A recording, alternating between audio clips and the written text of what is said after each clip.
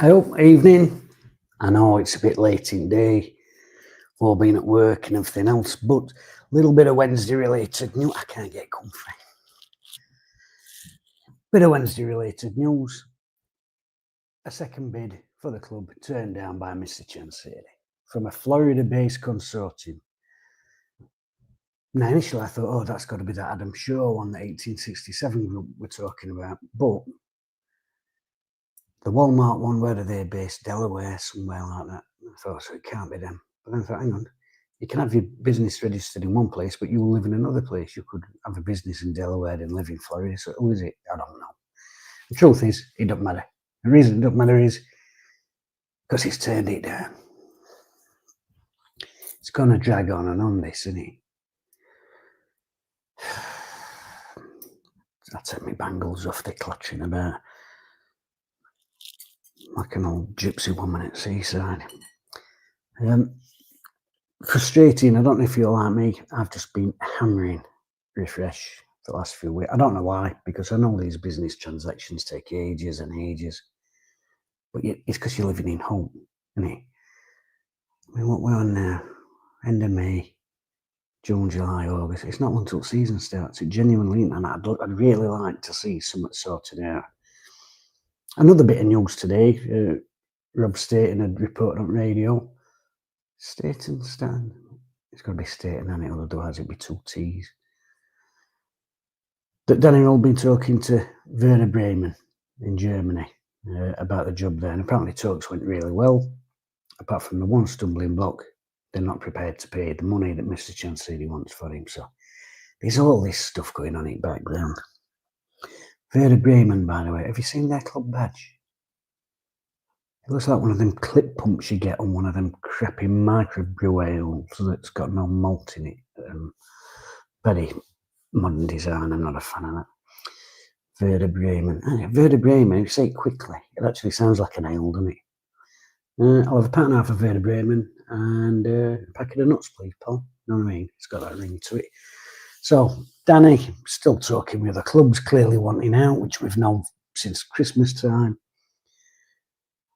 People wanting to buy Wednesday, which we've also known for some time, but Mr. Chansiri not selling. So on every angle that you look at our club at the minute, stalemate. Everything's stalemate. Meanwhile, other clubs, I'm reading paper, other clubs, it's, oh, they're after this player, they're after that player. And where are we? I mean, now talk is that Martin is going to go to Leicester, and then he wants Henrik with him. I mean, everything's always up in the air, isn't it? I didn't even take much joy from them losing at weekend, to be honest. I didn't, honestly. We've got some kind of evening. Well, evening, everybody. I know it's a late one, but we're going to record it, and I've got to be honest with you. The reason I'm doing it live is so I don't have to do any little graphics out, because that's what takes me on my time, because I am an absolute dinosaur. The number of times I've got an image and I think I'll stick that in my video, and then it's got a background on it, and then I have to cut it out, and I'm really cack-handed with all that. So anyway, I don't know how long it's going to last, because my big microphone, I don't know where that is, so I want little battery-powered mics, so we'll just have a chat until that runs out. And what else you've got to talk about? How are you feeling about it all? Like I said, everything's just stalemate.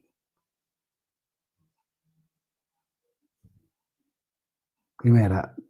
That's them scrouts on them bikes. They've been plaguing this estate since just after lockdown. And where's Coppers? Nowhere. Ring 101, report it as a... Every single night since lockdown. Giant mosquitoes. Well, mosquitoes that break in your house, nick your car keys and take your motor. But frustrating. Wolfsburg, Steve says in the comments. So is that another one that's sniffing round him? Wolfsburg, weren't they a few years ago? The Wolfsburg Wolves, weren't they managed by a bloke called Wolfgang Wolf? Or have I made that up? You're going to have to go and check that on Google. That might be a brain fart or a dream I've had. But I'm sure Wolfsburg Wolves, managed by Wolfgang Wolf. That sounds too far-fetched, doesn't it? One of you is going to have to go and check that.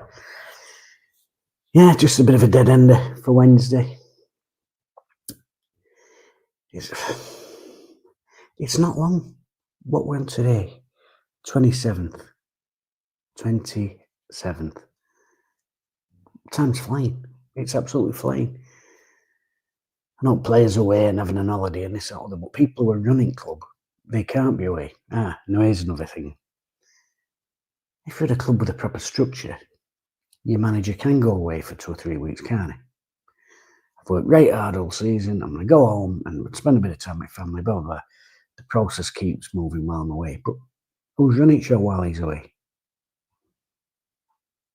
I mean, this time last year they were telling us he were having to book hotel and travel for the first team. So no one's got a clue, have they? No one's got a clue. I think that's the most frustrating thing about being a Wednesday fan in modern era is you've got no idea what's going on behind the scenes, you know. Everything's like guesswork, innit? Sorry, I keep looking down at comments, I can't see. I'm just about to go to bed, can't now go to watch watches. Have Danny's options run out? Justin. It makes you wonder, doesn't it? I've said in last video I did Dan, it said, who pays for managers these days? Genuinely, who pays for them? I'm struggling to think off the top of my head of where I've read recently. So-and-so's had to pay X million pounds compensation because they've nicked this manager or that manager. It's always like somebody at end of contract or somebody who's already out of work, which actually tends to be how we recruit our managers, doesn't it? Steve Bruce were desperate to get back into football, weren't he? We're not that desperate, obviously. Got a cricket tour to watch first. I know he'd been through an hard time, but that still rankles with me. You know, you're either desperate to get back in or you're not desperate to get back in. And then all that going to Newcastle. And I know, boyhood club, I get that. I get that totally. But that weekend when news broke with Steve Bruce, they asked him on Monday, Newcastle been sniffing this. First I've heard about it, don't know about it, blah, blah, blah. I was out walking my dog on Sunday. And then it turned out on Sunday he'd been in Newcastle, hadn't he? Meeting with them, not Shepherd, fat lad, what would he call? Been meeting him in some hotel bar somewhere. Long dog walk that, Steve. Nearly 200 mile up M1. Nah, not for me. Jez Gent Chicken, just trying not to take too much interest in Wednesday at the moment. But that's a frustration, isn't it? You try not to pay interest in it, but because there's so many open-ended threads, you can't help yourself but refresh, what's going on. Right annoying. And every little bit of news, every time you do see a Wednesday headline flash up on your Twitter or your news feed or whatever, you're looking at it and you're like, oh, great, movement. Click on, and it's always a story to tell you that there is no story. Isn't it? Oh, offer for club. Click. Turn down, not what's happening. Right. Danny in talks with his club. Click. But not happening. Oh, there's a new third shirt out. You know, we can all pay big money for that third shirt. Oh, it's not releasing. I didn't even know what it looks like. You know what I mean? Very frustrating. True. No, I don't think Takeover's happening. Like I said, he's turned down another bid. Rich, do you know what I don't get? And I really mean this. I don't know what he's getting out of it, Chancery. I do not know what he's getting out of it. Did they say, is it 2 million every 3 months of whatever he's putting into it? £9 million a year. Fans want him out. His stadium's falling down. It's costing him £9 million a year to not break even, keep us afloat on an even keel, so to speak. So what's he getting out of it? I don't know what the bloke's getting out of it.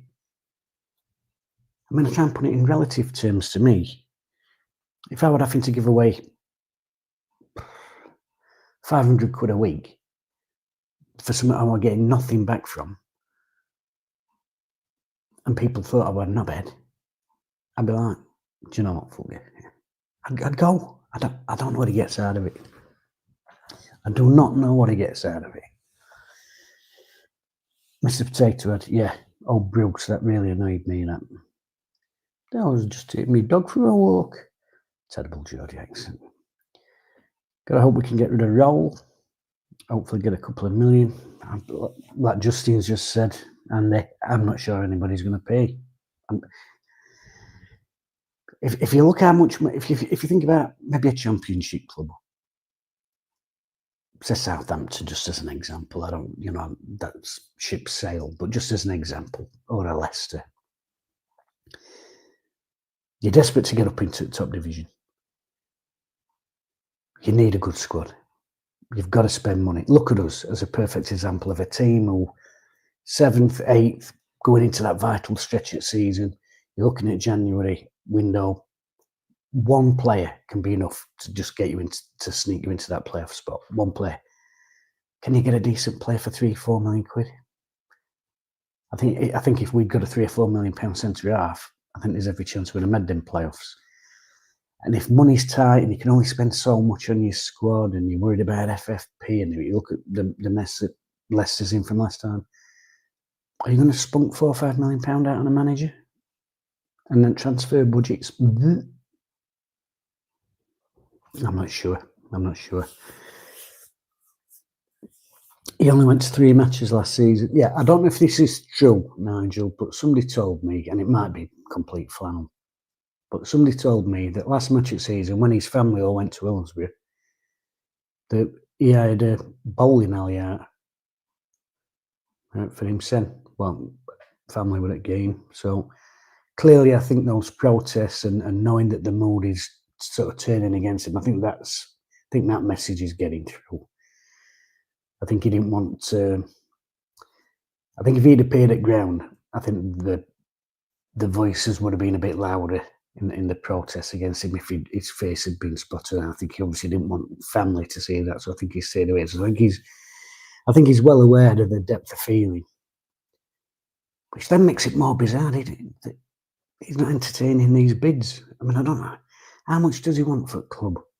I know I've said this before, and I know we don't like to compare ourselves to them down the road too much. But I always come back to this. How much did they go for in total? I had it was somewhere between 110 and 140. Right? And for that, they've got 2 training pitches. They're having another one built. They're upgrading their academy. They've got Premier League standard ground. Well, VAR stuff already in place. They've got a better squad. They've got the parachute money. And they've got an hotel. You're getting all that for that money. How much do you genuinely want for Sheffield Wednesday? Well, we know there's trouble with the North Stand. We know there's trouble with concrete rot. The club, as a unit, as a business, doesn't even own its own stadium.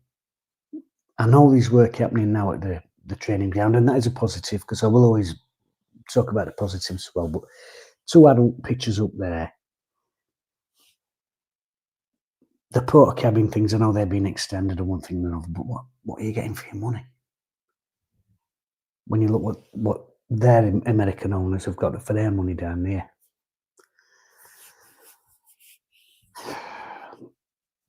It's worth what somebody's willing to pay, but let's be honest, when you're looking at it, nuts and bolts, you're going to say, Jesus Christ, this place is falling down, And there is all this remedial work going on, and is that him tarting it up with some fantasist's idea that Danny wants some things, so if I get new pitches and I put a lick of paint on stadium, he might stay and be happy or whatever. Is it that fantasist idea? Or is he tarting it up to make it not look like it's falling down to potential investors should they come over for a chat, and he starts listening and saying, okay, what have you got to offer? I don't know. And that's the thing, keep coming back to this thing. Nobody bloody knows, out there. Well, me and my old news. He believes the current situation is sustainable. Probably lose a couple of million. I think you probably hit nail on the head there a bit. I think there's a little bit of that in his ego. What do you do? I own a football club. Know what I mean? One that's falling down. But yeah, bit of ego. What do you do? It goes back to this thing, and they said it years ago, didn't they? When Chelsea first got bought by Abramovich's clubs, do just become playthings for rich blokes, don't they? You know, it's a far cry from 50 years ago when you got a proper board of directors and they were all made of local 10 bob millionaires, you know, the butcher, the baker, and the candlestick maker.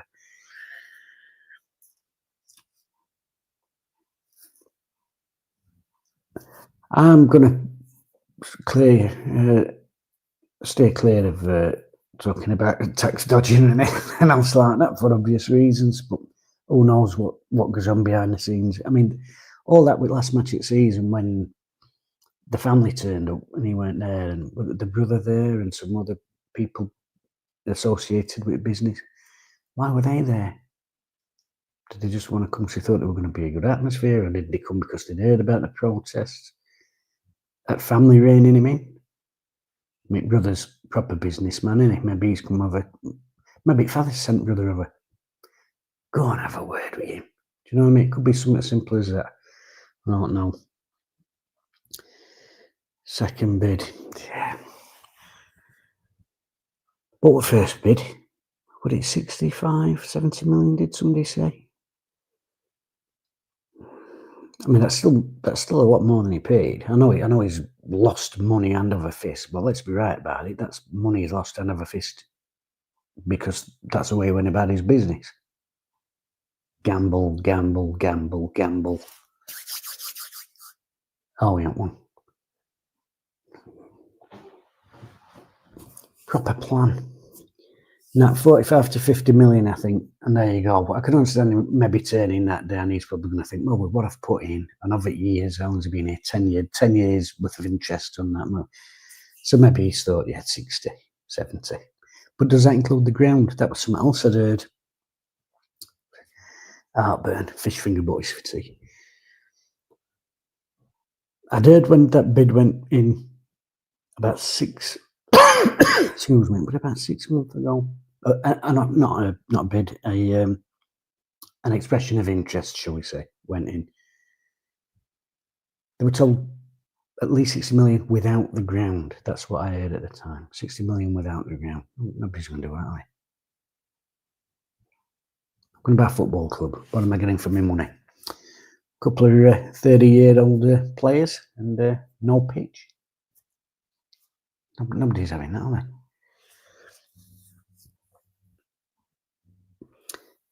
Jez, I did consider the possibility that the family came over with a view. I'll stop rubbing my beard. I know Mike's probably. I did consider the possibility the family may have come over with a view to helping him make a success of it, but that's a desperate hope. Yeah, that's something else I've thought as well. With investment in the training facilities and pitch, has there been some family investment? Will be shocked once manager situation. He said, didn't he, when he didn't pay that tax bill of the year? I'm trying to think which one it were because there's been so many. But there was one when he did an interview with Alex and Joe, and it was the one when he got the face on him, and was he joking about fans putting in 100 quid a piece? I don't.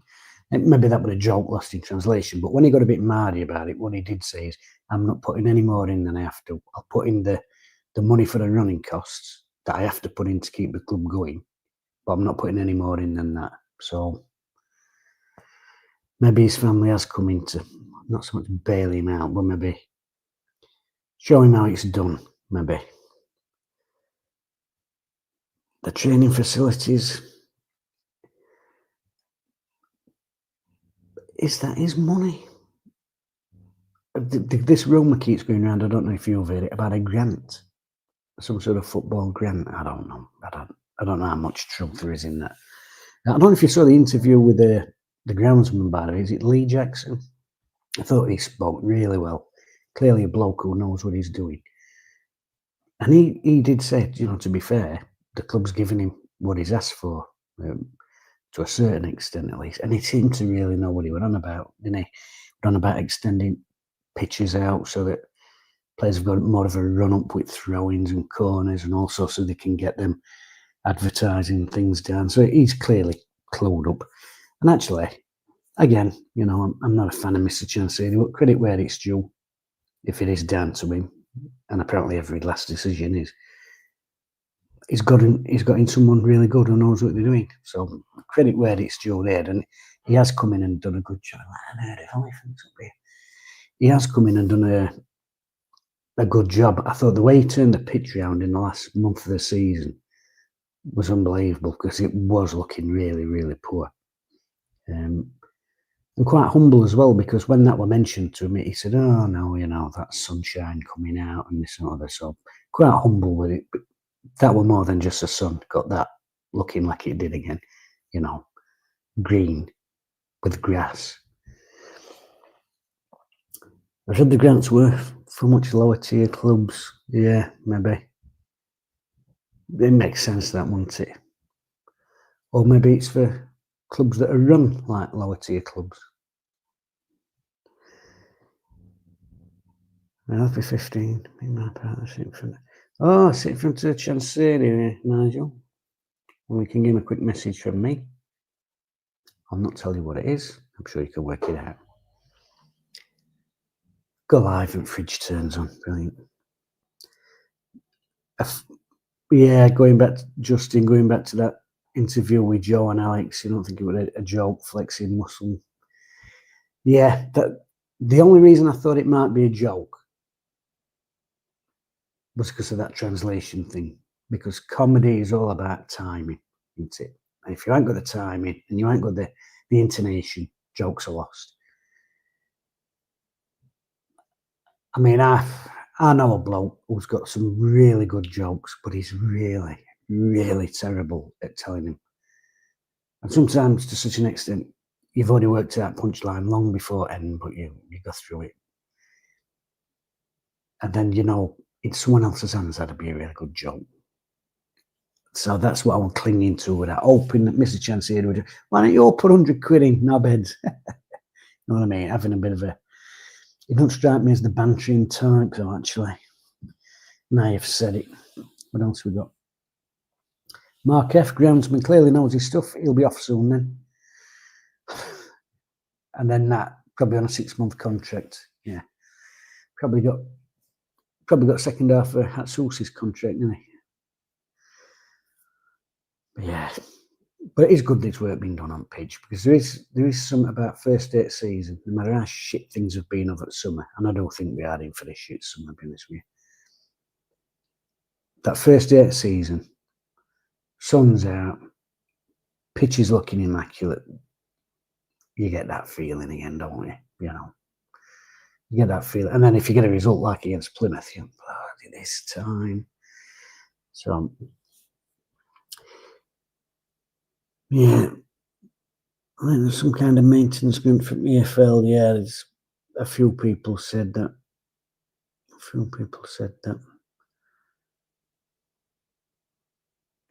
Groundsman will be held by a £5 million contract.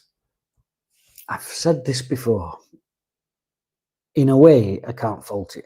With the Danny Rome situation, I think it'll get to the stage where he's got to bend, and I think he'll have to negotiate. Did somebody say it's 4 or 5 million if it's a Premier League club, something like that? Not that I think any of them will be after him, but if that's not going to get paid, and you've got somebody that you're dragging back to work who don't want to be there, I think it comes to a stage where you've got to negotiate. I tell you what, million, whatever. And you get to that stage when it becomes an untenable working environment for all parties. So, but he got that money for Bruce. I do think he will get some sort of compensation for Danny Rome. And then I think to myself, why can't he do the same with players? We had all these stories about how, like, Gregory had got a deal lined up, and then at last minute he's wanting more. And we've heard about loan players, not just this year, but over the last probably 5 years, I've heard these stories about loan players going out, and then he's saying, no, we want more, and this or they can pay 100% of wages, clubs in conference and stuff. Why can't he have that similar attitude to players? And almost at times cutting your losses and saying, I'd like 2 million for this kid, but his contract runs out in 6 months, so yeah, I'll take 700 grand. Rather than letting him go for nothing. Deli Bichedo, probably a case in point. He does it with his gaffers. Can't seem to do it with players. I do not know why. Is it that thing of, again, somebody mentioned earlier, comment, you'll have to forgive me, I forgot your name, but somebody mentioned earlier about the ego of owning a football club. Do you think a little bit of that is ego of wanting to say, we're not a selling club? We are not a selling club. I think it's a bit of that. I think maybe there is. Would you prefer a new stadium or working on Hillsbury?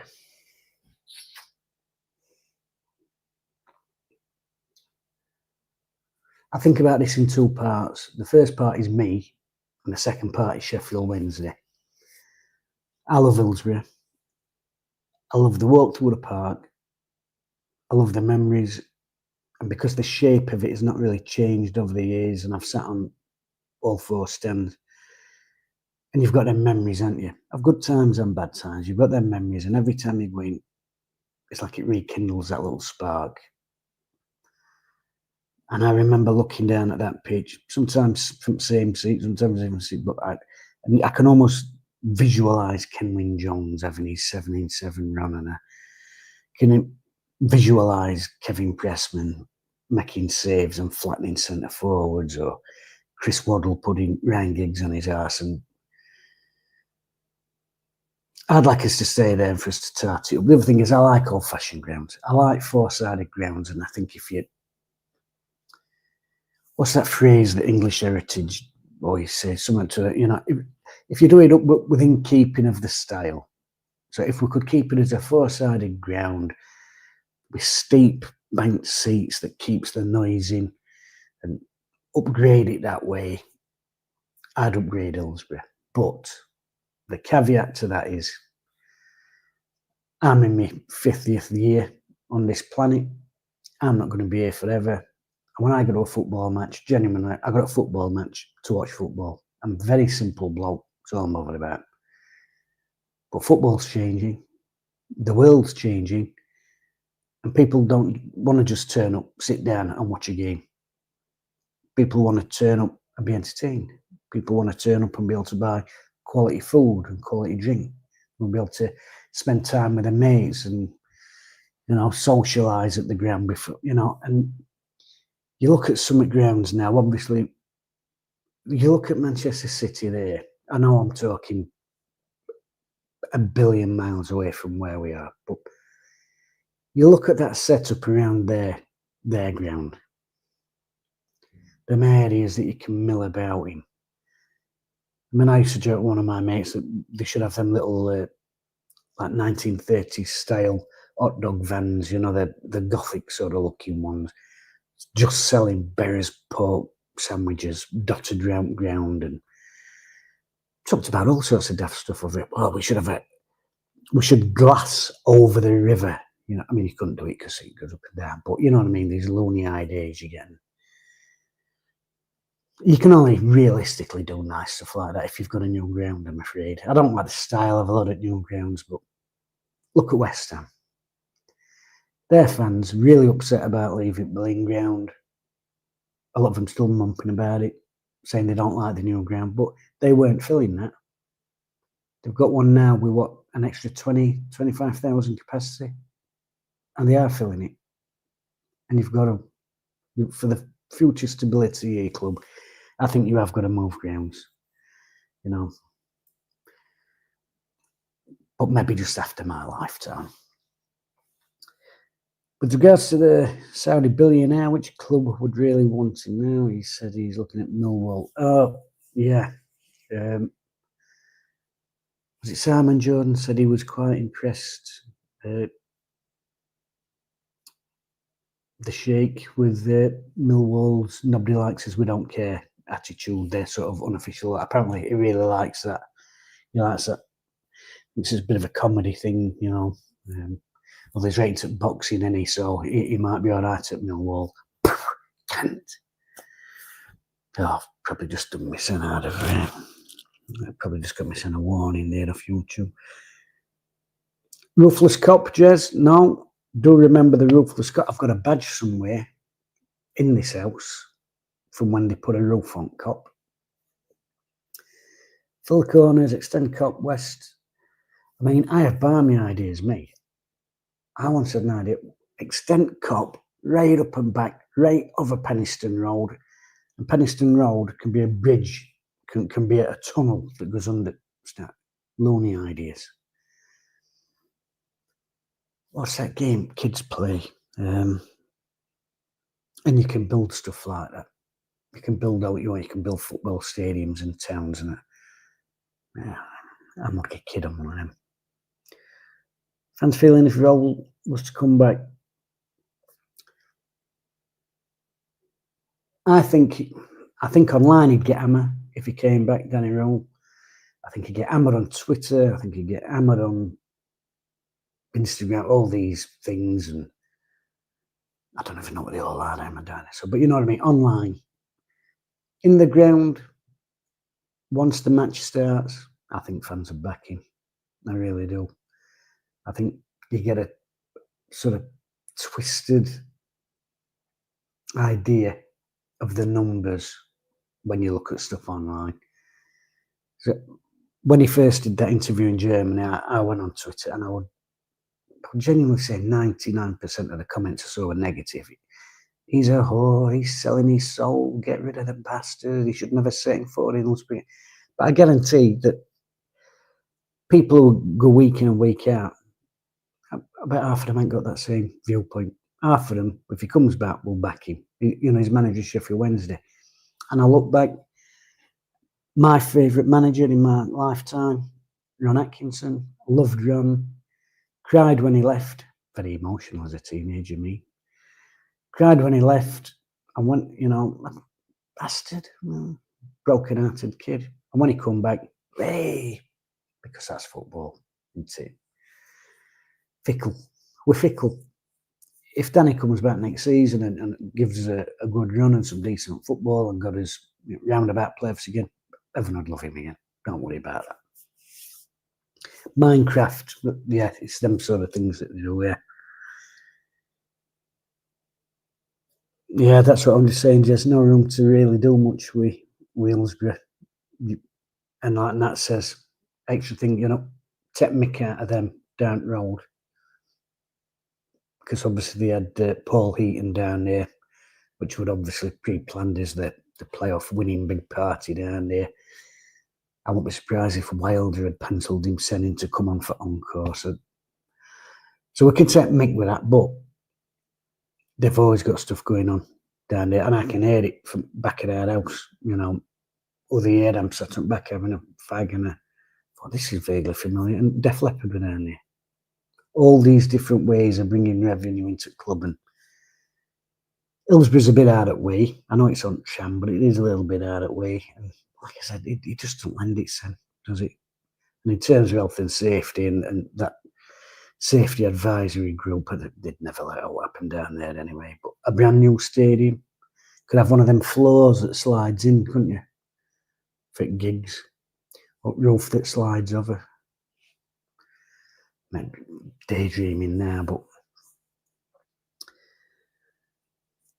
probably by Millmore. And all joking aside, if he's wanting to sell the club without selling ground, I genuinely don't know what they'd do. Would he be wanting to hold them to ransom that, well, you've got to rent this off me? Because I am a mardy, ask me. I'd say, right, I'll build my own.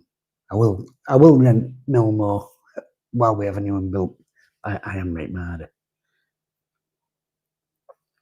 Justin, I'd back Danny Roll, understand his frustration, and I think that's what it is. I think that even before these approaches, Southampton, Christmas, January and all that, you could see the frustration coming in before then. You could see it coming in before then. And there was, even when he was in a more jovial mode at the press conferences, there was still that stuff coming out where he was dropping the links. Well, I'm having to book hotels. I'm having to check training pitches and facilities in cities that we're going to visit, and little things where he were dropping hints.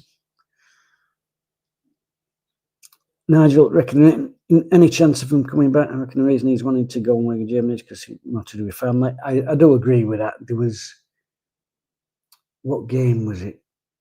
Towards the end of the season, what is, not Stoke, Oxford, I'm losing my way. But there was a game 2 or 3 before end of the season, and he made a comment about kids and that he'd only seen them 10 times all year. So I think it might be onto something there, because I've thought similarly that, it might not just be football reasons. I mean, it'll not bloody help working here, but that thing we're seeing family. And I did think that when he originally came over, because Pedersen came, I actually saw Henrik Pedersen in Park. And then I heard Danny's family hadn't come over, and I thought that instantly thinking that sounds a bit short term, So, and I did wonder when he signed extension if he might bring kids over, but it's difficult, isn't it? Are they approaching school age and this or other? And obviously, if support networks, isn't it? Because it's not just about manager; it's about wife as well. I don't know if she speaks English. Presume she probably does, because foreigners are a lot better at learning languages than we are. We just tip up everywhere and expect everybody to speak English, don't we? But you still need a support network of friends around, especially if you've got young kids and you might be wife stuck at home. And if you don't speak the same language as neighbours and you can feel hemmed in, so I can understand maybe why she stayed at home, with her family. This is going very non-football, isn't it? Look at me, I'm like family counsellor, man. Heaton was a good night out. So many sour faces. Did you go?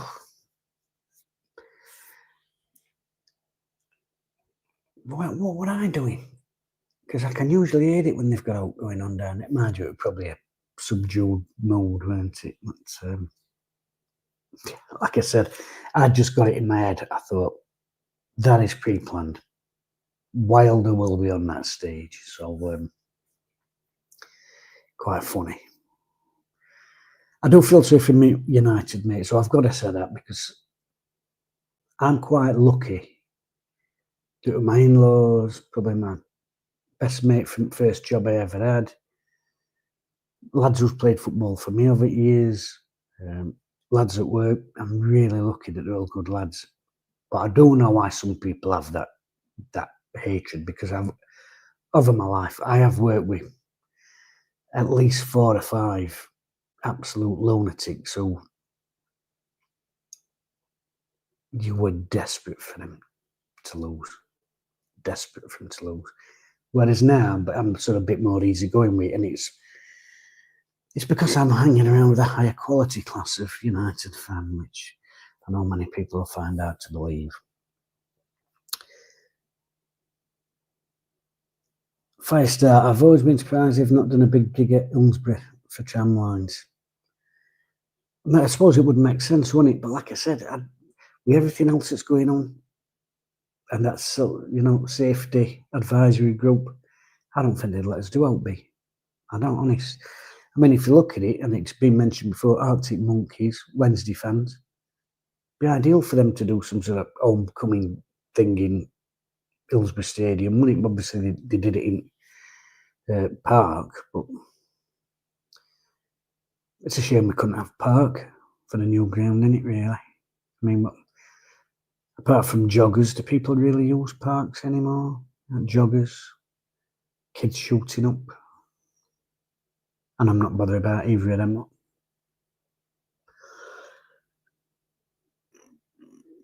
Super Dugster.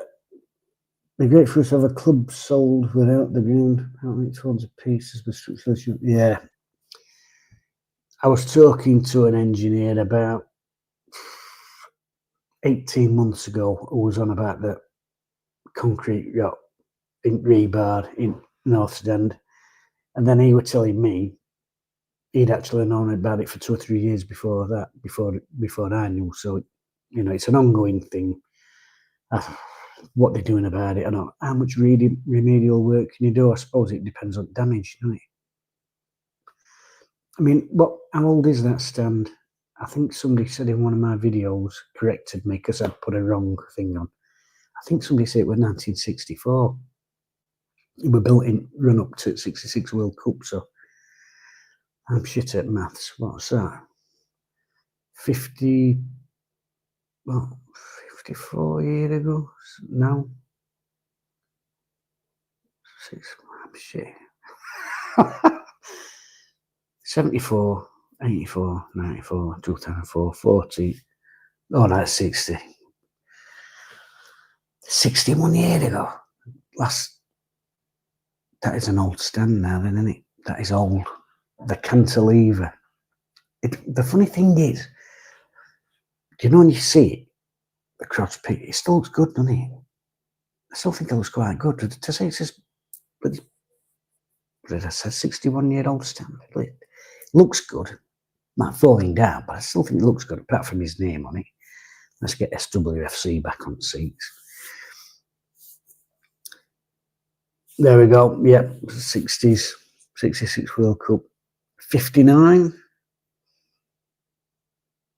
Is that you, Muffy? No, that's when work started. Actually, that's just reminded me of something. That's the only problem with doing these lives. People who are good at them know how to get pictures up and stuff, and I don't. But have you ever seen that model of how they wanted, was it Eric Taylor, how he wanted Hillsborough to look, his original plans? Because that cantilever stand up north, he wanted that to go all the way around like a mini Wembley of the north. And have a look online and see if you can find it. It would have been unbelievable for the time. And there's this picture of the model that they had made, and I don't know if they ran out of money or what they did, but I thought, God, that would have looked really good back, 60 odd years ago. It would have been amazing. Parks are full of kids and families when the weather's decent. Don't ruin my plans for building a ground on there, Adrian. Let me dream. My granddad put the steel up for that stand. Nigel, you're going to have to take his place and put some more steel on there and get it wrapped in concrete by the sounds of it. The cantilever stand at Scunthorpe was actually a tryout for the North Stand.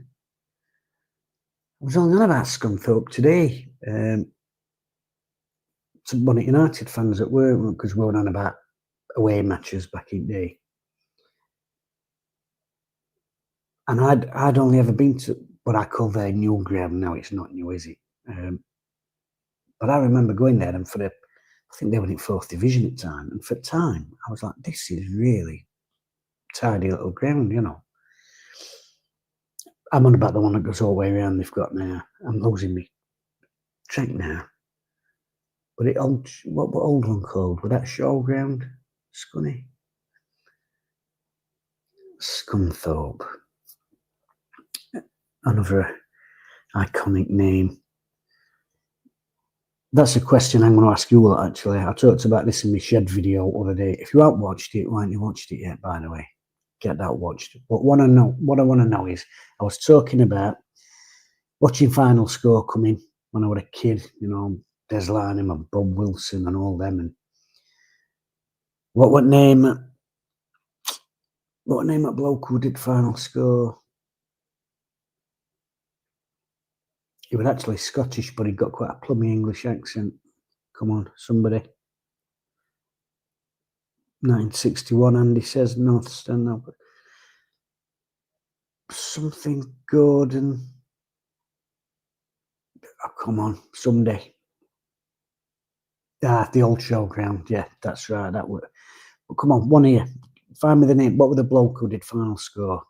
He was Scottish. It was something like Gordon or something. Double barrel good. Anyway, the point I'm getting at. He got one of them voices.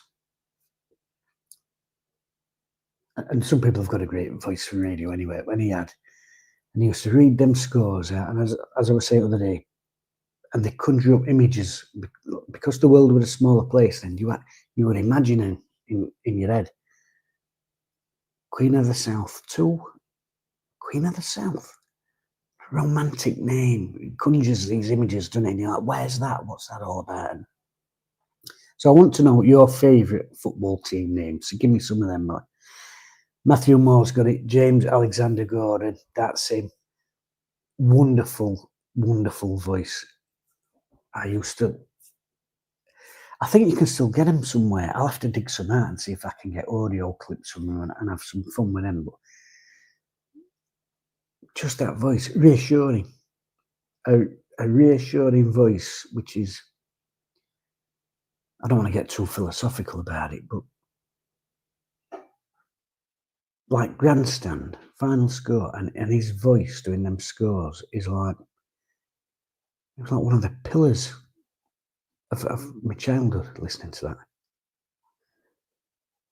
And when he's not doing it anymore, and when grandstand's gone, I know things get moved on, and this soccer Saturday now and all this and all that, but somehow you feel like you've lost a little bit of yourself when that goes away. I know it's getting a bit deep and it's nearly midnight, but stick with me. I do. I feel like it's like when you go to town and a building's missing. Do you know what I mean? I'd not been into town for ages, and even though it was a old shithole, and I went past where Grosvenor were, and I went, oh. And like I said, even though it was an old ruin, the fact it had gone, it sort of takes a bit of your memories away, if you know what I mean, with it. And that takes a little bit of you away with it, because they're like your buildings and streets and even road signs. You know, when you see them old road signs and they sort of bumped up the out edge, I don't know the name for that. And then they get replaced with them tinny audible ones. And they're like memory maps. And I do think you lose a bit of yourself when stuff like that gets knocked down and replaced with all this chrome and glass. And the latest thing, I don't know if you've seen it, this pre-rusted shit. Have you seen that? It's going up everywhere. Everywhere you look. That building's rusted. It's only 3 weeks old. And again, I was talking to another engineer at work, and he said, "Oh no, they make them like that. They spray it with something. It's an effect, and then eventually it will rust." Well, why the fuck would you do it? They look shit. I like stuff made out of stone. I like proper archways. I like big, thick wooden doors. I like proper windowsills. This is not something to get in a rant about at this time of night.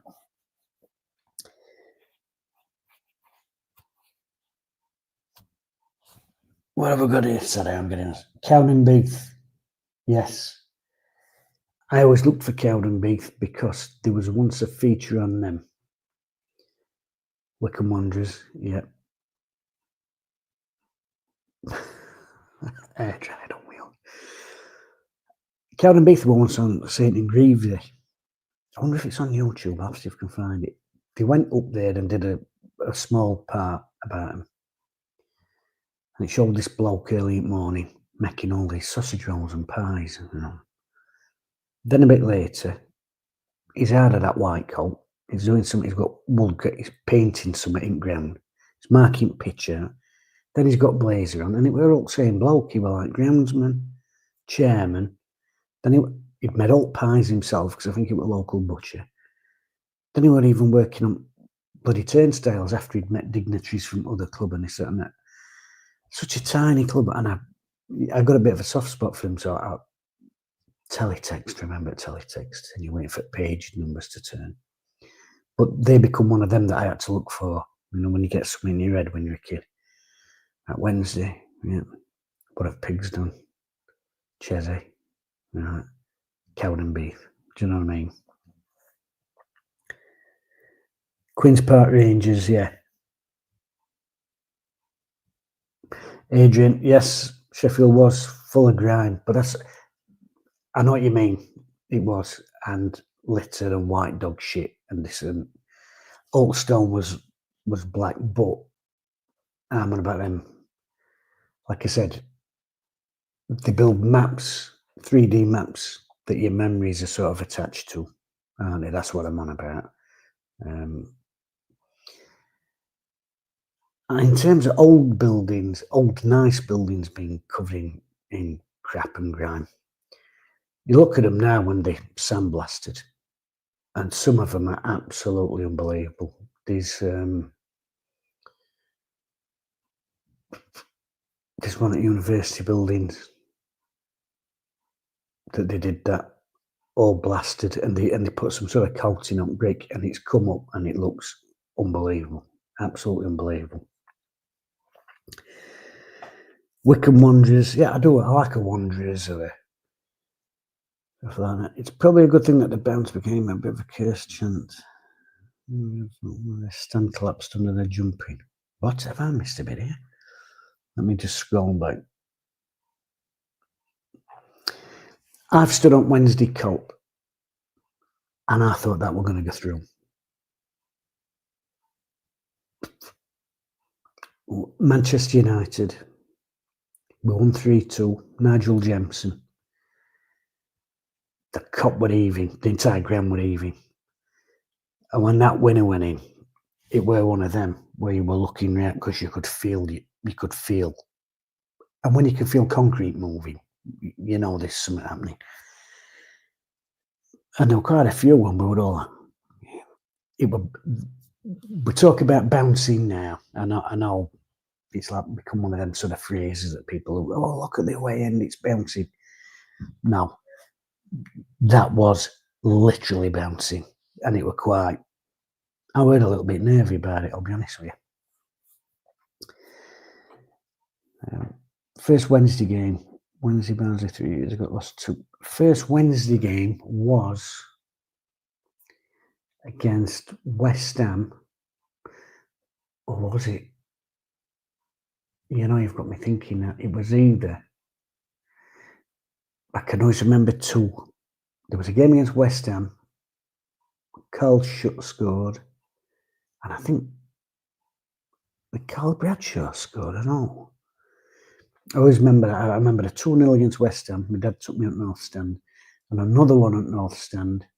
I'll have to have a look actually and find out which way around it was. I think they were seeing. Yeah. And Nigel Winterburn scored for Arsenal from about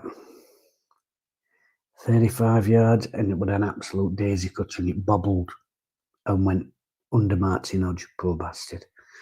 I had a bit of a death knell for Martin Hodge actually, because there were the Stevie Grizovic as well, one bouncing in, and yet brilliant goalkeeper. You know, he got measured for 86 World Cup, didn't he? Yeah, Nottingham Forest. Yeah, that's another one. That's another good name, isn't it? I do like him. Never rated Jemson. He weren't a bad finisher, Nigel Jemson. We look at goals he scored for Forest, and he always looked chubby when he come here. And I've thought about this a lot of times since. With a more disciplinarian manager, would he have been a bit fitter? Because he never looked quite fit to me. And then the other thing was, I'm sure somebody will know better than me, I'm pretty sure that just after we'd signed him, or just before we'd signed it, I think he had a car accident, a car bump, and I think he damaged his ankle. And I think he was a bit chubbier after that and lost half a yard of pace. So I'll check up and find out if I can probably do that now. Justin, 1988-89, Wednesday 2, Liverpool 2. My first Wednesday top, I'll tell you exactly what that was. That was the... I've still got it. I mean, I wouldn't get one arm through it now. I don't know why I've still got it, but anyway. The silver one. The silver one with the white and purple pins. But I mainly got that because I wanted them shorts. Them purple shorts. Chef's kiss. Brilliant. Proper shorts and all. I like short shorts. I don't like shorts that are down near your knee. Because they're not shorts, are they? Shorts. Closing name, innit? I like proper shorts. My dream shorts, we never had them. I'll tell you what my dream shorts are. What I call the Lee Chapman shorts. The Umbro ones with the little white sort of fold over sides. Them in black with white. That would be my dream shirt. Old badge, black shorts, and 2 white little folded sides. How hard can it be? You know me, I'm not being funny. I'm not being funny. I could design a best-selling kit with some felt tip pens. Genuine. Send them over to me, that Macron. What do you think, Jim? There, you'll sell thousands. Thousands.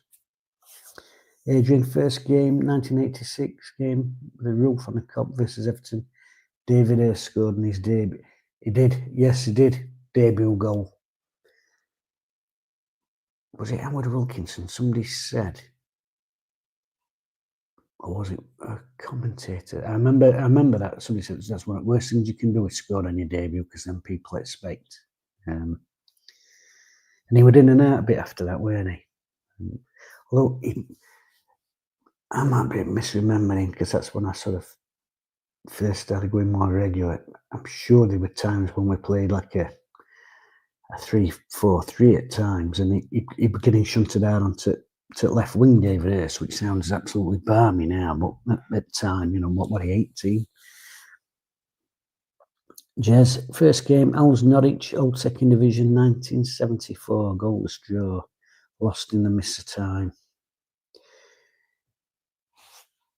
I can remember older games better than I can recent ones.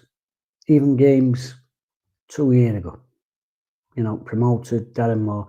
There's even games in that season I can't remember. I don't know if it's me or whether it's just the older you get. Do you reckon your brain gets full? I'd read something by a German academic about 2 years ago, and he went on about your brain, and he said your brain retains useful information. He said that's why you burn yourself when you're a kid. You remember it because it stands as a warning for future. If you have an accident, you remember it. If a near miss, you remember it. And your brain keeps these things.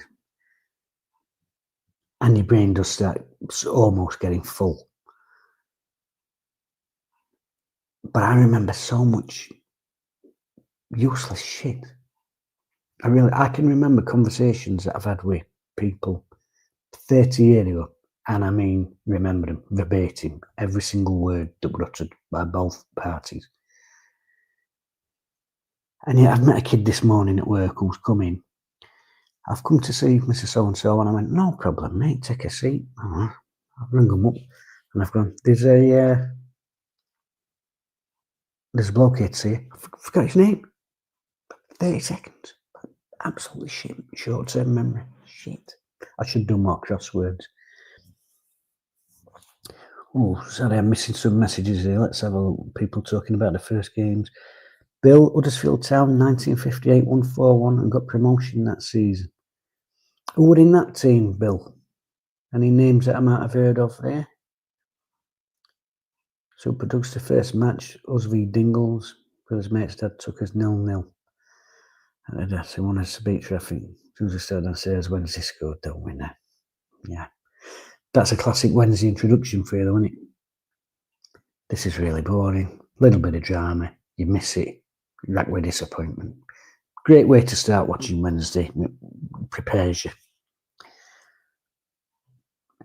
As far as no one mention of West Bromwich Albion. Oh, Dunder. That is a great shout. West Bromwich Albion. And there's a little fact about that. There is actually apparently there's a West Bromwich and a North Bromwich and a Central Bromwich, but there's no East Bromwich because that's actually Aston, where Villa are from.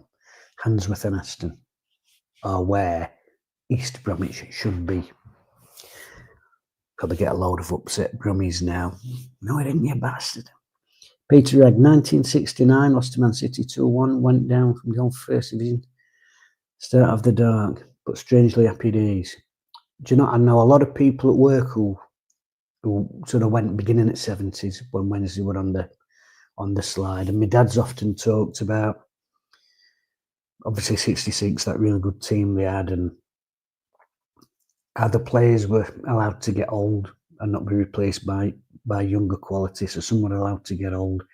then someone had to go for free and cheap, and they weren't replaced. Obviously, David Ford had his accident, didn't he? But I know so many people who said the same things. The shit days. I got a mate at work. He's passed on now, sadly. But one of his favourite Wednesday memories that he used to tell me about was going up on an audible night up to Carlisle and getting battered, I think 3-0. And he said it's one of his favourite Wednesday memories because they had such an adventure going up there and car breaking down and one thing and another. And then sometimes they are your best memories, aren't they? The sort of adventures that you go on. And he said that's one of his favourite times watching Wednesday. It's bizarre, isn't it? But I think I think when things are really shit, you do get that sort of dark humour coming out, and I think it can bring people together, especially when you're in smaller numbers, when attendances are dipping and everything. Aston Villa, yeah. Aston Villa and that lovely stand, Altain, all that brickwork, I love all that. That's what I was talking about earlier with new buildings and new stadiums. I love the old brickwork and stuff. I would like to go and have a look at Ibrox. I'd like to get inside Ibrox.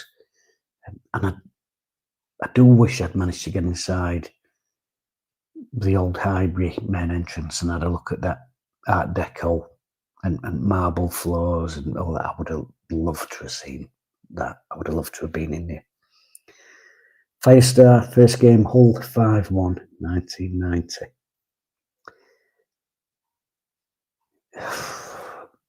David Hurst.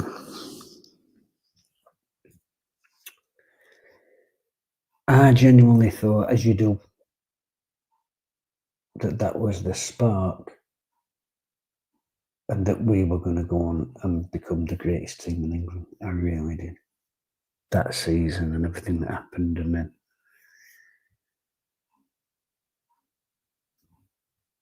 it fell away so quickly, didn't it? We just went like that. Killer. And we just dropped, didn't we, when money started getting stupid. If we'd probably stayed up for another couple of years, would have probably never been down, honestly. Jez, my favourite club name is Young Boys. I always wonder what their fans chant. Yes, no kidding. Yeah, exactly what I was thinking. James Greenhow, 1978 v Barnsley at 6, lost 2-0. Norman Hunter playing for the Dingles. Norman Hunter. I had a lad who played for me, and our manager, he was player, he was older than me, but he played at Rotherham for Billy Bremner. And we'd be having training sessions. And I said, if you've played at a much higher level than me, I said, if you've got out, you can tell lads. And some tricks he was showing lads, and not with a football, by the way, armpit hair pulling, nipping inside at thigh, stepping on toes and giving him a quick elbow while the referee's looking at feet. All these unbelievable tricks, yeah. Yeah, Hunter and Bremner.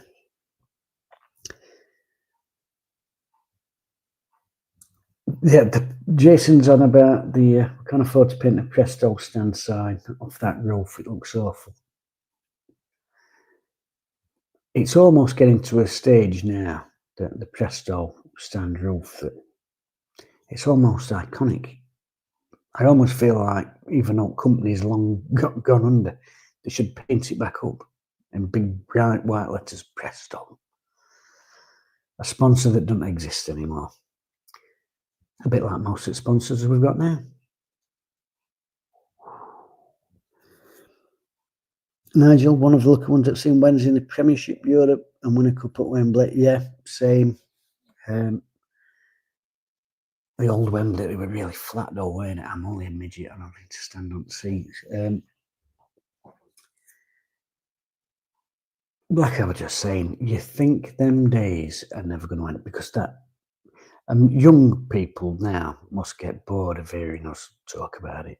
Steve Waddle, blah, blah, blah. But it wasn't just that they were a really good team. They were one of the best teams. I can remember Alan Hansen saying one year, Sheffield Wednesday playing best football I've seen in years by any team, even though we weren't top two. You know, week after week at Matchday, they're playing best football. And one or two signings, one or two little bits. I say this every week when I do my match reviews, as you know. Games hinge on little moments, and goals here and there can turn the entire trajectory of a club. Trajectory? Yeah, that is the right word, yeah. Look at 1979 Boxing Day. Now, obviously, what was I then? 4-year-old. So I can't remember it. But obviously, it's in Wednesday folklore. So I read up about it. And I went quite in depth, like you do, because I was a bit of a football geek when I was younger. United, high flying. And it was them who came up with a massacre, because that's what they were saying. It's going to be a massacre, because they were flying high, nailed on for promotion. Wednesday win 4-0. Wednesday rise, United sink, and within 12 months, not only had they not gone up, they'd gone out at fourth. I mean, that's why, as much as they'll talk about Bouncing Day Massacre 4-2 at Hillsborough, it's not about it being it's not about scoring 4 goals. It's about what it did to the trajectory of clubs. That's why it was the massacre.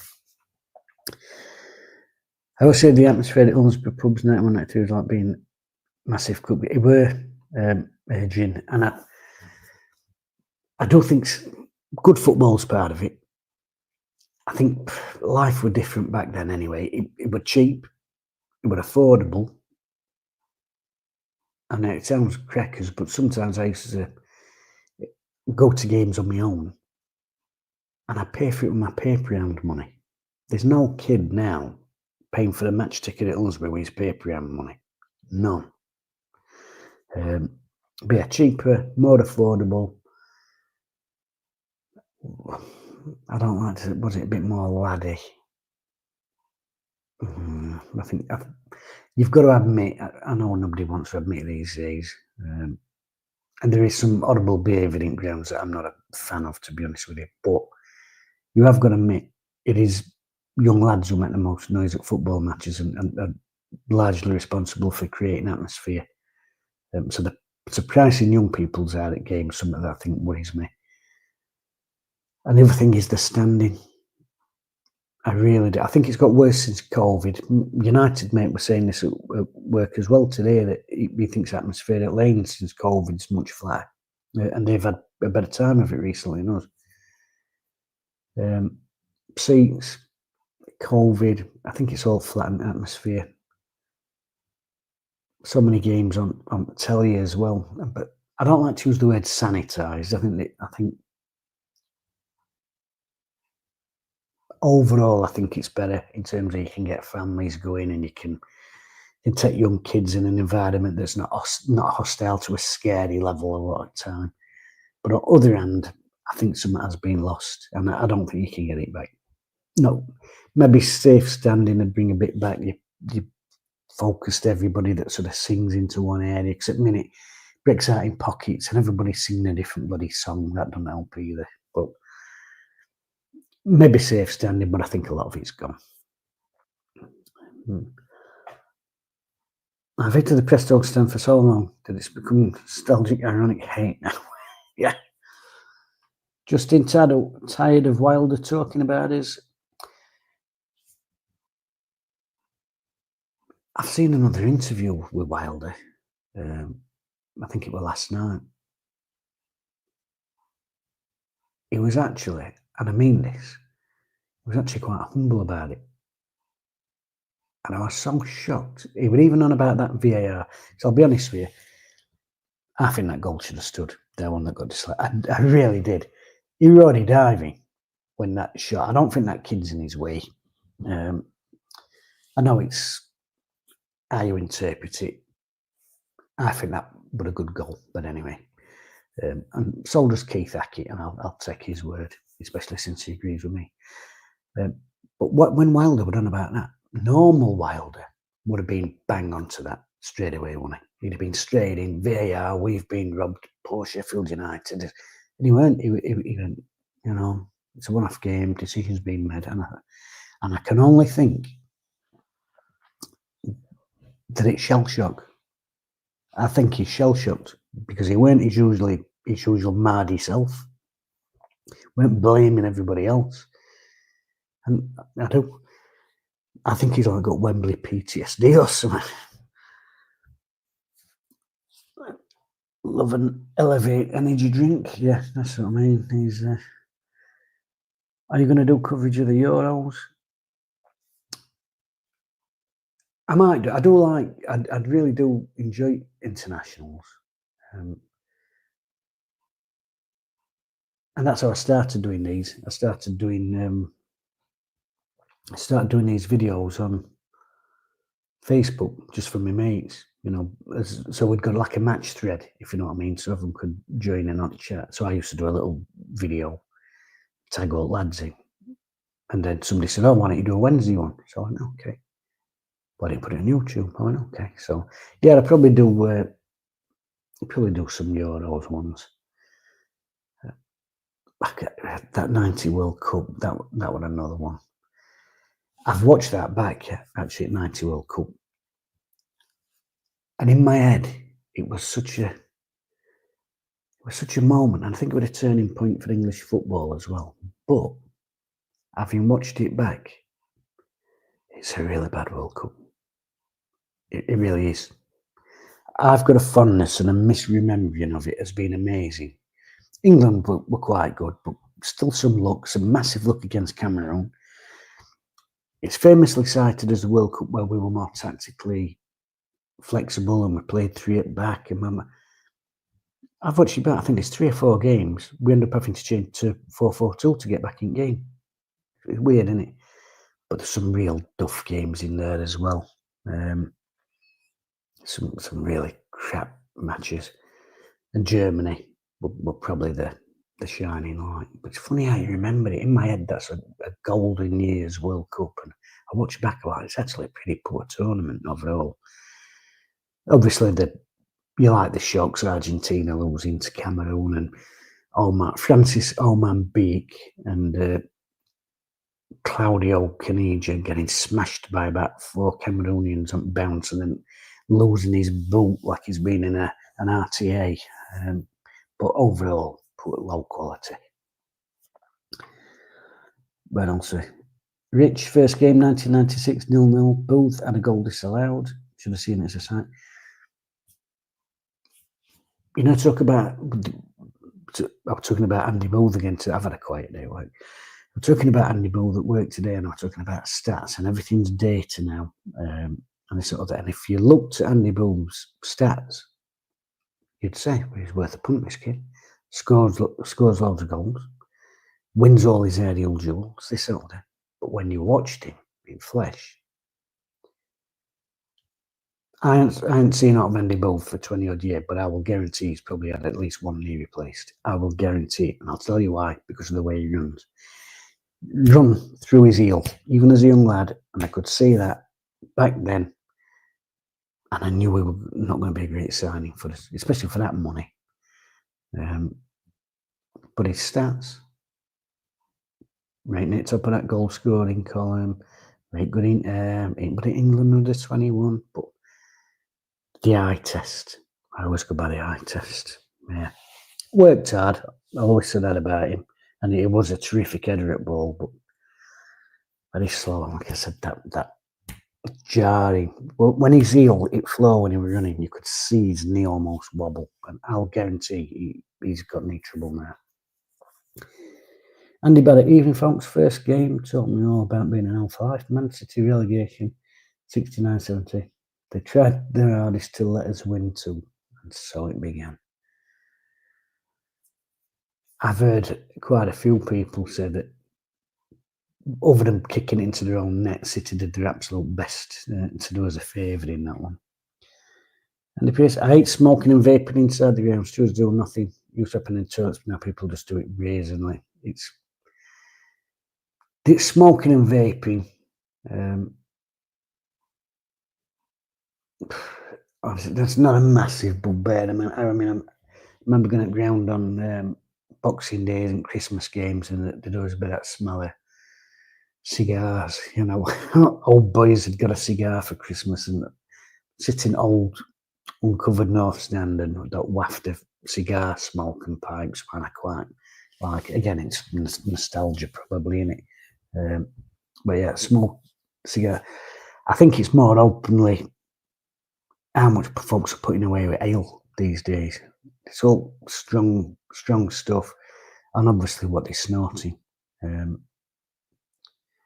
Mate of mine texts his lad on North Stand, and he said folks are openly doing it there. They're not even bothered doing it in bogs anymore. It's like stand off back at hand and that. And it's like I said, we were talking about earlier. Is it a sanitised game these days? And football has changed. It is more family friendly. You can take kids, but I don't think in the last few years there has been a rise in that sort of. I don't even want to say laddish element, but it's not thuggish. Loutish. That's the word, isn't it? Loutish. I think that covers everybody from 16 to 66 who does that sort of thing, doesn't it? Loutish. Yeah. We'll go for loutish. If we get safe standing, shall we have a 40-minute Atkinson's Barmy Army for old time's sake? Now then. That used to be one of my favourite things. And where I used to stand at Cop then, I used to stand on the right hand side at back because it banks up a bit. It still does now, actually, even with seats, but banked up, being a short ass. And then I could see right across Cop, and that song would just go on and on and on. And I just look across in awe and like, with a big daft cheesy grin on my face. This is amazing. And I used to think people must be so jealous when they come here and see our Cop. And I think I'm right in saying, was our Cop the biggest standing terrace in Europe at that time? 88, 89? What did it hold? 22,000? I mean, people bang on about Liverpool's famous Cop then. What did that hold? 10? 11,000? 22,000 rammed and people jumping up and down and singing for unbelievable. Was then thought evening on, finally caught the great chef coming action. I know evening folks just joining in. I'm going to bed in for 3 hours. Do you reckon Darren Moore's found his level? Same for Byers. Yeah, I think George Byers, I don't think he's found his level football-wise, but he has had a lot of fitness problems, hasn't he? Which is a real shame, because I love George Byers as a player. Very intelligent. I think probably the only player since Kieran Lee who's got on and made that third man in box, them late runs into the box. I thought, looking at the snippets from last season, that Stuart Armstrong might be able to come in and do that sort of Kieran Lee thing of getting on and ghosting in like David Platt used to. But George Byers did that, like I said, a few injuries and not the quickest. And I think obviously with Danny's game being all about closing down, and he's a lovely footballer, George Byers. Really nice footballer. That Cruyff turn at Hillsborough against Newcastle. Darren Moore, is that his level? I think it's just about opportunities, isn't it? I thought he were harsh that he got bought by West Brom before he came here.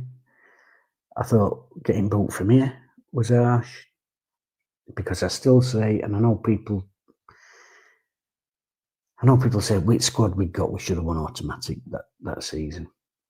But if you remember, just after the window had shut, Windass got injured and only just got back in time for playoffs, and Byers got injured. And I still say now, I know they'd had a wobble, but I still say now that if Byers and Windass didn't get injured, or if they got injured before window shut and we got replacements in, I still think we'd have gone up automatic.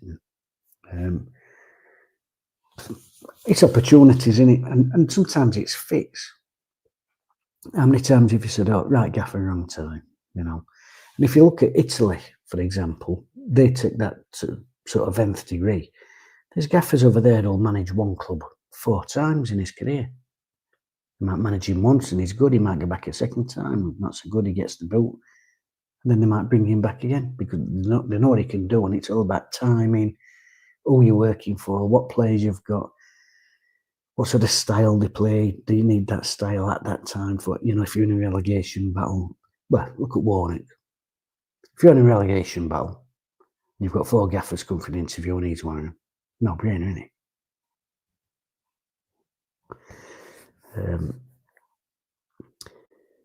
Amber, you should know the 70s. It's an enduring memory to the smell of pipe smoke and hot bovril. Yep, exactly. Pipe smoke and like I said, cigars at Christmas.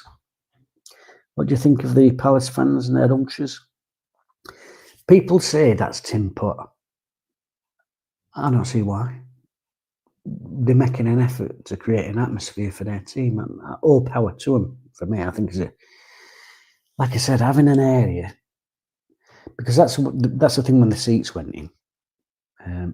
It's not just that he took away that. There's a bit of freedom when he stood up, that thing. I'll see you in the same spot next week. There's that element to it. You've got more movement. It's weird. I don't care what anybody says. It's weird singing when you sat down. That is weird.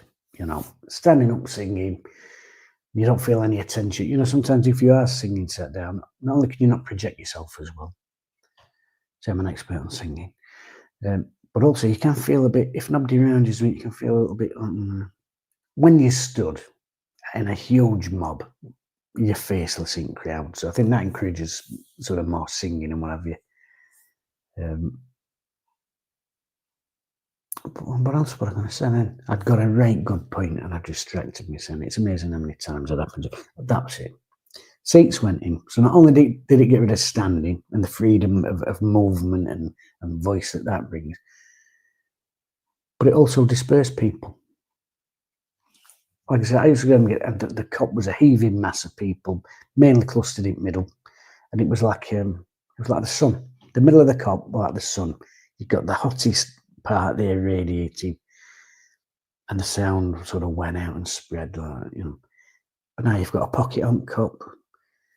You've got some end at North Stand. You've got 1 or 2 on this side at North Stand. You even get 1 or 2 in bottom at South, and it's all, like I said, singing different songs, different times.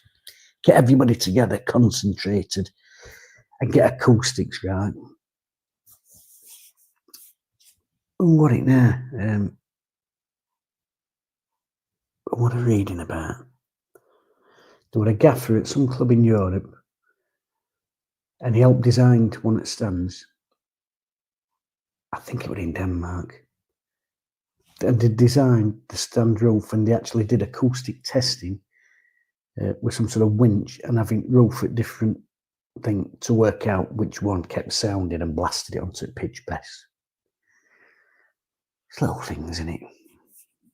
Money though, money and time. But yeah, Palace fans, good on them.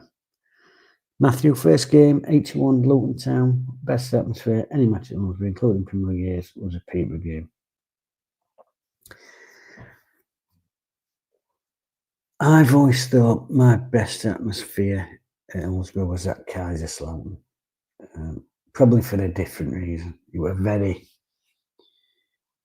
was a partisan atmosphere. I think that's the phrase that people used to love. Well, Clive Tyldesley loves to use for European games. And it was partisan atmosphere. Obviously, they'd done us in first leg. Got Ersty sent off for no reason.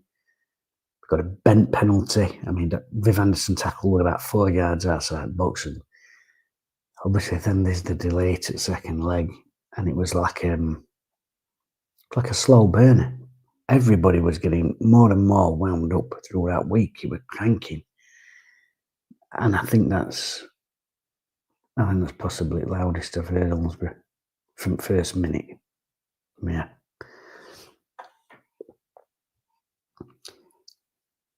I think Darren Moore will do back-to-back promotions. I don't know. I'll tell you one thing about Darren Moore. Sometimes I didn't like the football. I thought sometimes I couldn't tell if we were meant to be an attacking team or a defensive team. But I still think he did a good job, and I think the most important job he did. I really think Darren Moore went a long way to reconnecting the fans with the club, because I think that was after all the Monk thing and the police and all that. I think the relationship with the fans and the club were damaged. I think, and I think Darren Moore, because he just comes across as such a nice bloke, engaging bloke, and humble. And brilliant with the fans, with that video of him chatting with that young fan. And I think he'll bring a connection back between the fans and the club. Then gets the promotion with the playoffs. And I think Wednesday sort of scored an own goal because that was such a great wave to ride the crest of back into the championship. And of course, he gets the boot and there's all mudslinging that summer, and sort of typical Wednesday, really. But yeah, I've got a lot of time for Darren Moore.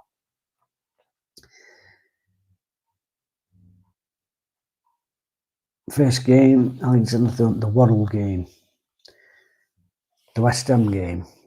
6 years old, and I thought this was the best team in the world. Arango was. Chris Waddle. I mean, like I said, I'm 50 next year. I don't think I'll ever see players of that calibre again. I'm sad to say. You live in hope, but I can't see it.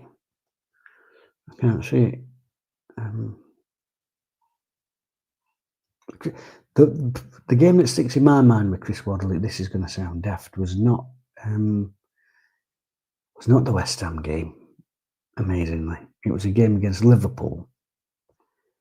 It was a 0-0. There was I think floodlights went out for 5 minutes. It was snowing at one point.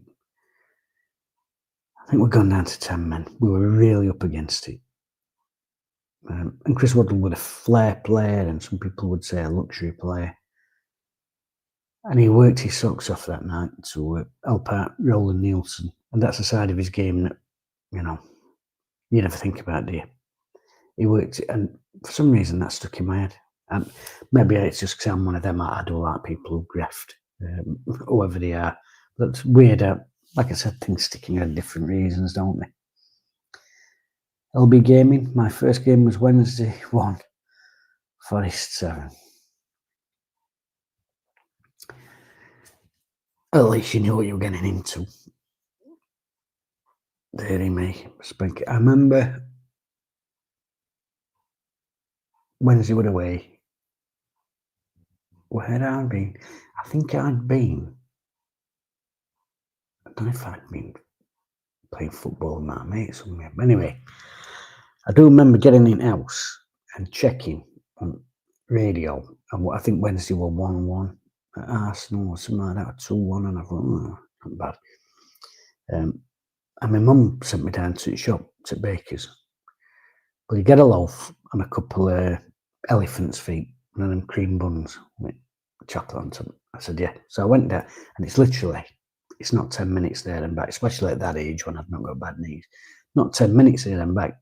So I've gone that road, got loaf, got buns, got home. 7. I thought I'd misheard. I thought they cannot have scored 5 goals in time half.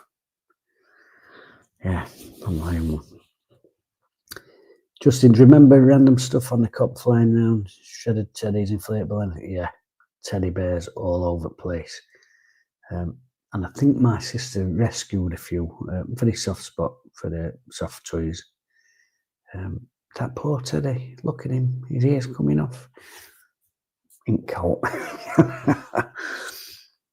League Cup final, 1991. Another game. Wednesday fans sang for entire game.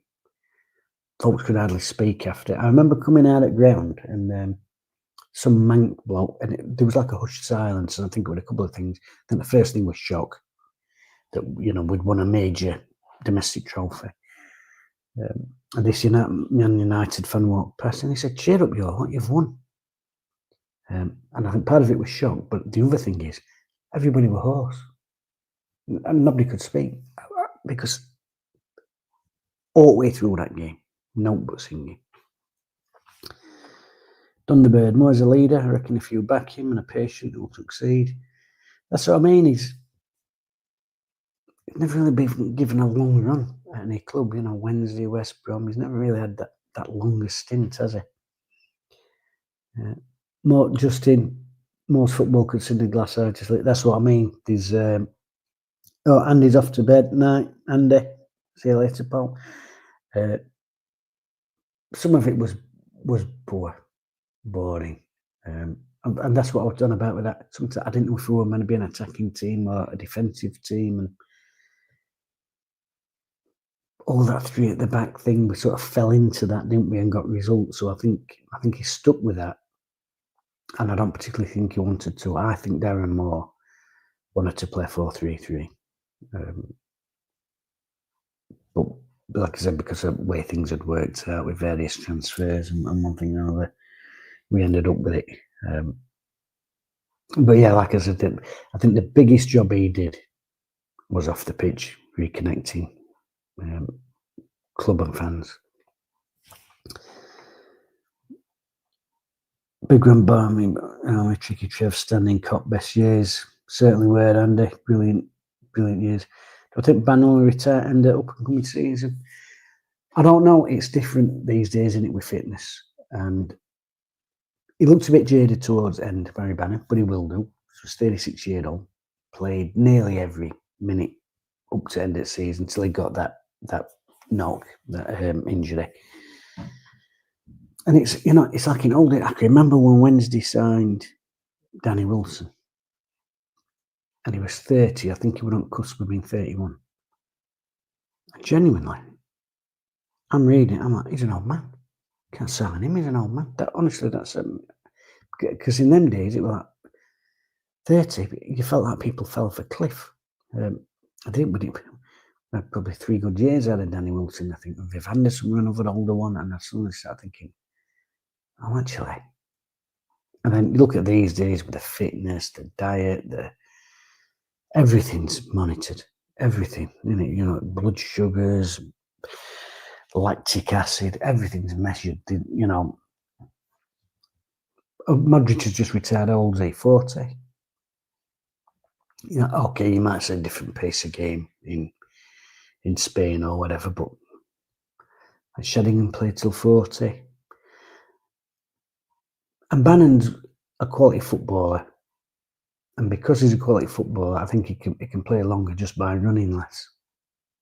I think if you're a player who your game is all about charging about, as you get older, legs start going, you can't make them sprints, you can't be, box to box for 90 minutes.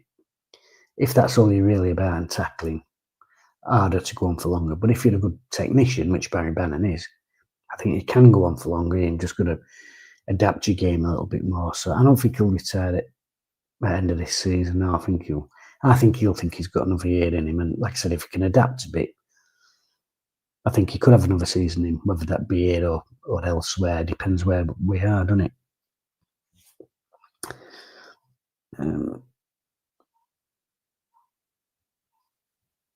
Thunderbird Moore played the players he's got. Yeah. Justin Moore had them playing when his arm was forced. Yeah, they were one of, like I said, he sort of stumbled into that team he had at the beginning of the season. There were a lot of changes. I think it was like 5 changes from one week to the next and 6 changes. And I don't think he could settle on team. And then as soon as we sort of fell into that back 3, back 5, and sometimes you need something like that. Sometimes you need I know it sounds daft. A player can get injured, somebody else comes in, and suddenly everybody else clicks. And it's about blends, isn't it? Mr. J, best atmosphere at Chelsea semi-final, Cop. Yep, Danny Wilson. And I'll tell you something about that Didwell Wilson volley.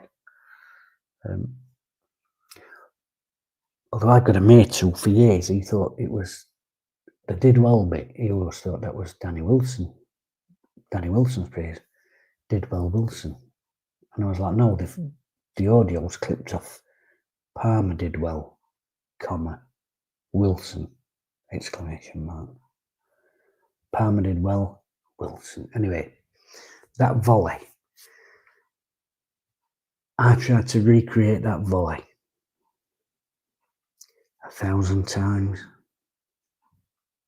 And when I snapped my ligaments in my knee, I went to see this doctor, and he ended up being Olympic doctor actually. Brown English they called him. He said, "Play a lot of football." I went, "Yeah." And he's got fingers, isn't he? Mm, mm. And then he looked at me and he went, he just looked up and went, "You was outside of your boot a lot." I went, mm. And he was like, "Yeah." Hitting a full Casey blown up to max when your muscles aren't fully developed when you're a kid.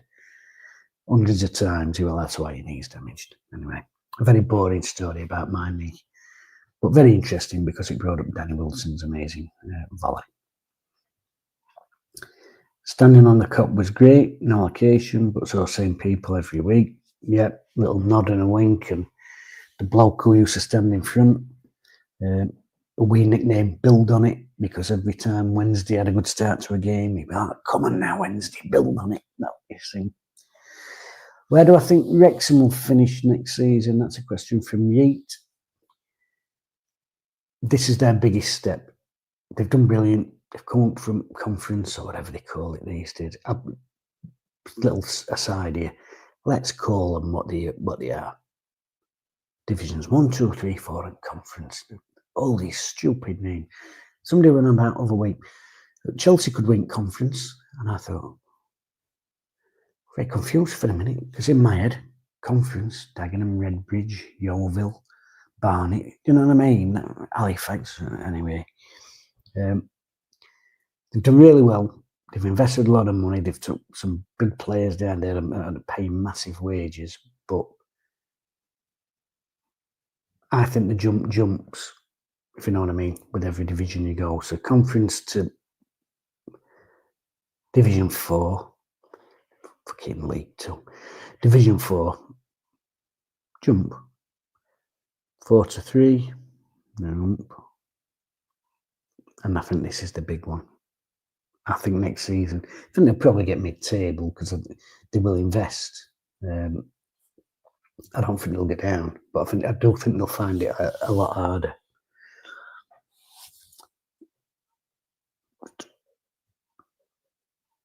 Sitting on rails, yeah.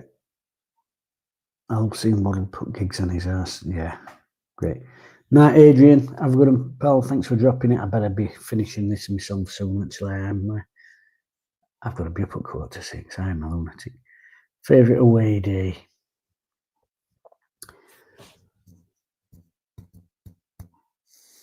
I think seeing Wednesday win a cup at Wembley. I don't think anything can be better than that. I don't think. But memories are different. The funny thing, away days are a little bit different because it often don't tend to be football. I remember going to QPR, and the main thing I remember from that weekend is my mate who lived in London.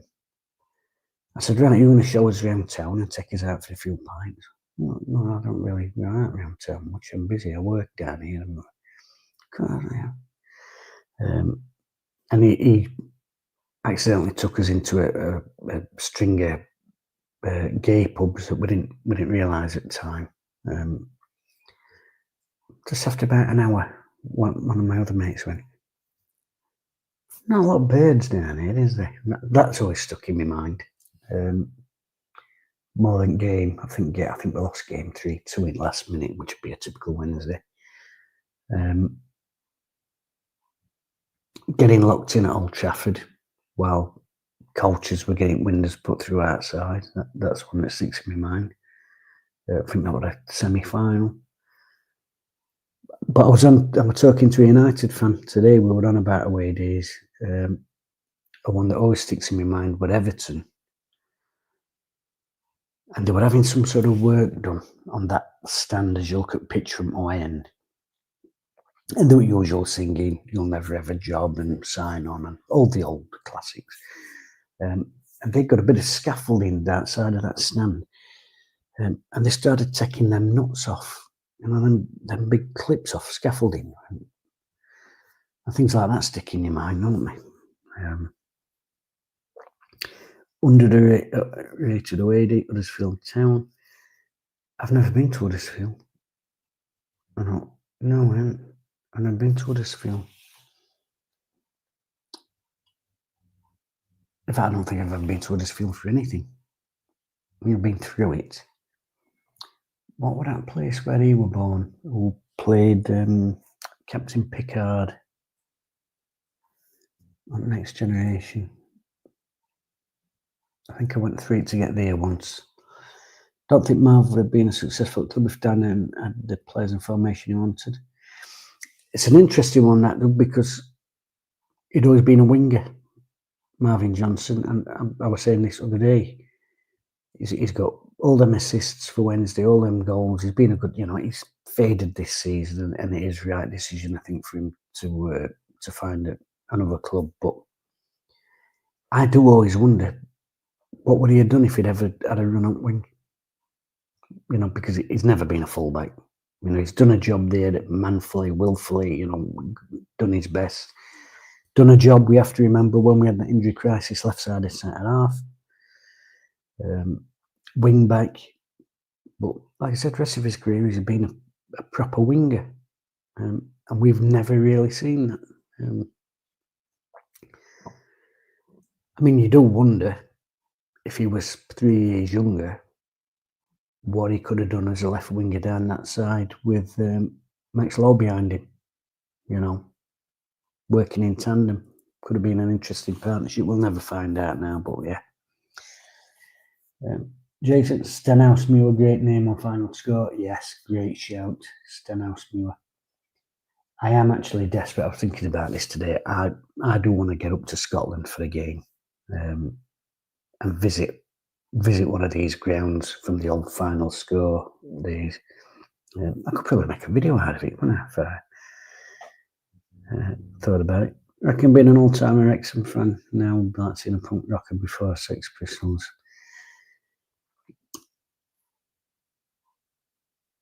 Yeah, Wrexham now seems like such a different world to when Mickey Thomas was printing off fivers on a banding machine to pay youth players. Mickey Thomas. Now, remember this free kick against Arsenal in Cup? Top of the league, Arsenal. Won First Division year before. Wrexham, bottom at Fourth Division. That is what the Cup is about. Brilliant free kick as well. First Wednesday match programme. Do you know? I don't know. I don't think I bought one. And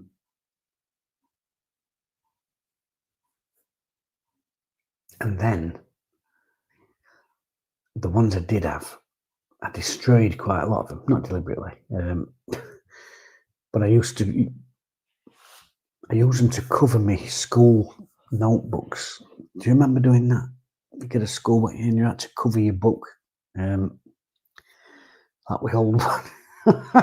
Covering your school books. Oh, what's that? Anaglipta. Trying to shut it. But I covered a lot of my school books with Wednesday programme covers. That some I did, so that some of them got damaged. I did tend to get one when Ron were there, but then fanzines blew up, and I started buying fanzines instead. I used to love them. Like Just Another Wednesday, Cheat. There were loads of them. Really different age, fans making their own little sort of match programs with cartoons and stuff. It's like a different world now, isn't it? So everything's online. But Nicholas Lambert, favourite manager? Yours is Trevor Francis. Mine is Big Ron Atkinson. I did like Trevor Francis. I did love that team. But I do think he should have won something. And the players we'd got, because we'd strengthened on what Ron had got. And I think there were some little moments where lack of experience, probably because Trevor Francis at the time is managing Sheffield Wednesday, and he's probably 10 years younger than I am now. Do you know what I mean? I think we should have won something. That's the only thing I would say. And we both, I always say this, we finished third that year.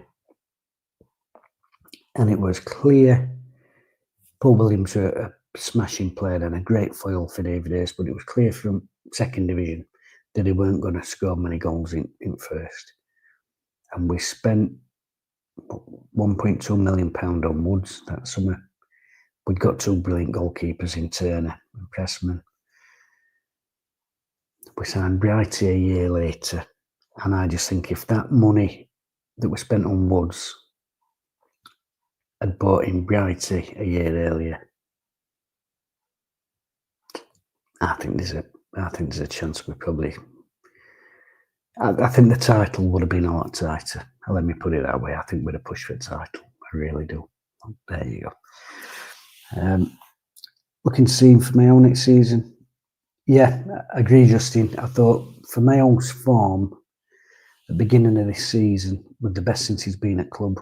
I thought he looked not just fitter, I thought he looked stronger. I thought he looked really powerful, really strong running, full of energy, winning headers and tackles, and such a shame he got injured. Best I've seen from him. And obviously he's been offered a new one, hasn't he? Option. So hopefully he can recapture that form again, because I think that really knocked us for 6 when he got injured, because we'd had a decent start to the season. And I know people say form dropped off a cliff after Christmas with Danny Rowe and Southampton and stuff, but you've also got to remember, after Christmas, we've got no Bernard, we've got no Mayo, Lowe gets injured, United match, 3 players who all had been playing quite well at back, so backing books, yeah, that's what they call it. I got in trouble fusing topless birds. I'd have tipped this. Dear. Love Sturrock, yes. Furious Paul Sturrock. My cousin's a PT, and he'd got a story about when Sturrock was at Southampton. He'd had a short stint there, didn't he? And apparently went in his office and he got a bit of gravy down his shirt, and he were wearing carpet slippers in office, and they were like, "What the fuck's this? Did that Rupert Lowe, were he there then?" I can't remember. I'll try and find out the full story, and I'll let you know here. Oh yeah, Monster Trucks. Yeah, that were one of the fans in Monster Trucks. Few from the East Bank. Yeah, so many fans put a lot of effort in. Yeah, I'm going to finish up here because I need to go to bed. But Andy Barrett, your last comment. Andy Sinton was the biggest disappointment for us. A player in demand at the time too, and took up most of Trevor's budget. Now, Andy, my next video that I'll do, I am going to tell you a story about the Andy Sinton transfer. Because we knew we needed a left-sided player because Worthington weren't going to sign his new deal. And I'll do it in next video because I am going to show you something as well. So, and if I hadn't done it, because I do forget things because I've got really bad memory, remind me in comments to do it, and I'll find this thing and show it you. Anyway, so yeah, a bit predictable Sinton. And apparently, according to David Pleat, once missed the game, Andy Sinton, because the plumber was coming round to their house. Unbelievable. Right, I'm going to wrap it up there. That's it, Andy. Make sure you remind me, because I do want to show you something. So I'm going to wrap it up there, guys. Thanks for watching. Sorry, it's been a ramble. I mean, what did we have? 30 seconds of news at the beginning about Werder Bremen and these bids that's been turned down. And did you get my theme tune at the beginning? That's the last thing I wanted to ask. Did you get my theme tune at the beginning? Because I'm such a technophobe and so crap with this. That took me ages to try and do. And if it didn't work, I'd be gutted. So please let me know in comments if I did get that theme tune in. Right. I'm off to bed now. I'm up in 4 hours. I'm a lunatic. Thanks for watching, and I'll see you again before the weekend. See you later. Now, how do I end this? Oh,